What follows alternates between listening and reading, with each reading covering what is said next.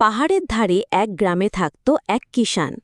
অনেক দিনের স্বপ্ন ছিল তার একটা পুকুর বানাবে আর তাতে রং বেরঙের মাছ ছেড়ে দেবে। একদিন সে সত্যিই নিজের হাতে মাটি খুঁড়ে পুকুর বানালো। পরিশ্রমে ঘাম ঝরলেও যখন স্বচ্ছ জলে মাছগুলো ছাড়া হলো, তার মনে আনন্দে ভরে উঠল।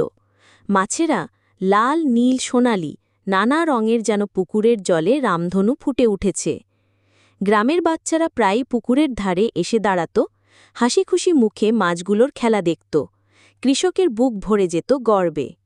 কিন্তু এক ভোরবেলা অদ্ভুত আওয়াজ শুনে সে চমকে উঠল। পুকুরে মরাচড়া হচ্ছে অস্বাভাবিকভাবে। কাছে গিয়ে দেখে এক বিশাল কুমির এসে পুকুরে ঢুকেছে। সে মাছগুলোর পেছনে লেগেছে। রঙিন মাছগুলো ভয়ে এদিক ওদিক ছুটছে।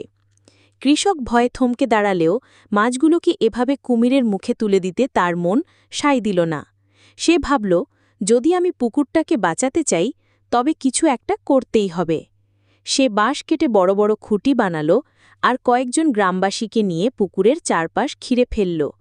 খুঁটির ফাঁকে মজবুত জাল টাঙানো হল। কুমিরটা বেশ কিছুক্ষণ চেষ্টা করল বের হতে, শেষে ক্লান্ত হয়ে পুকুর ছেড়ে নদীর দিকে সরে গেল। মাছগুলো আবার স্বস্তিতে জলে খেলা করতে লাগল। কৃষকও হাফ ছেড়ে বাঁচল। গ্রামবাসীরা তার সাহস আর বুদ্ধির প্রশংসা করল।